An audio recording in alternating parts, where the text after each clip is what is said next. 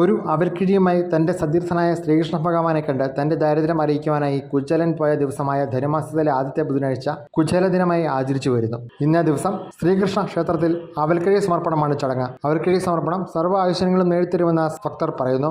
എല്ലാ വർഷവും ഇങ്ങനെ ഞാൻ വരാറുണ്ട്. ഇപ്പം ഞാൻ തുടർന്ന് വരുന്ന ഒരു കൊല്ലം കൊണ്ട് വരുന്നുണ്ട് എൻ്റെ കൊച്ചിൻ്റെ കാര്യത്തിന് വേണ്ടി.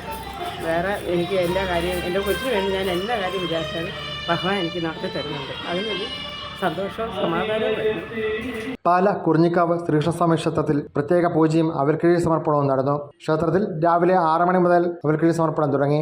ഓടക്കുഴൽ വായിക്കുന്ന ശ്രീകൃഷ്ണ വിഗ്രഹമുള്ള അപൂർവം ക്ഷേത്രങ്ങളെന്നാണ് പാല കുറിഞ്ഞിക്കാവ് ശ്രീകൃഷ്ണസ്വാമി ക്ഷേത്രം. ദ്വാരകയിൽ എത്തിയ കുചേലൻ കൃഷ്ണന്റെ കൊട്ടാരം കണ്ട് തിരികെ പോരാൻ തുടങ്ങിയപ്പോൾ വിവരം അറിഞ്ഞ ശ്രീകൃഷ്ണൻ തിരികെ വിളിച്ചുകൊണ്ടുവന്ന എല്ലാവിധ ആതിഥ്യ മര്യാദയും നൽകി ആദരിച്ചതായും സംഭാഷണത്തിനിടയിൽ കുചേലൻ മറച്ചു പിടിച്ചിരുന്ന അവൽപ്പൊതി ശ്രീകൃഷ്ണൻ കാണുകയും പിടിച്ചു മേടിച്ച് ഒരു പിടി അതിൽ നിന്നും കഴിക്കുകയും ചെയ്തു. കുചേലൻ തന്റെ ദാരിദ്ര്യം കൃഷ്ണനെ അറിയിച്ചില്ല. എന്നാൽ എല്ലാം അറിയുന്ന കൃഷ്ണൻ ഒരു പിടി അവൽ കഴിച്ചപ്പോൾ തന്നെ കുചേലന്റെ വീട്ടിൽ എല്ലാവിധ അനുഗ്രഹങ്ങളും ഉണ്ടായി. കൃഷ്ണനോടൊപ്പം ഒരു ദിവസം ദ്വാരകയിൽ താമസിച്ച കുചേലൻ സ്വഭവനത്തിലേക്ക് തിരിച്ചെത്തിയപ്പോൾ തന്റെ വീട് കൊട്ടാര സമ്മാനമായതും എല്ലാവിധ സൗഭാഗ്യങ്ങളും തനിക്ക് ലഭിച്ചതായും കണ്ടു. പിന്നീടുള്ള കാലം അവർ സുഖമായി ജീവിച്ചു. അതാണ് കുചേല ദിനം ആചരിക്കാനുള്ള കഥാസാരമായി ഭാഗവതത്തിൽ കാണുന്നത്. കുചേല ദിനത്തിന് ശ്രീകൃഷ്ണ ക്ഷേത്രത്തിലും വിഷ്ണു ക്ഷേത്രത്തിലും ഭക്തജനങ്ങൾ അവൽപ്പൊതി സമർപ്പിച്ചു പ്രാർത്ഥിക്കുന്നത് പ്രധാന ആചാരമായി നിലനിൽക്കുന്നു.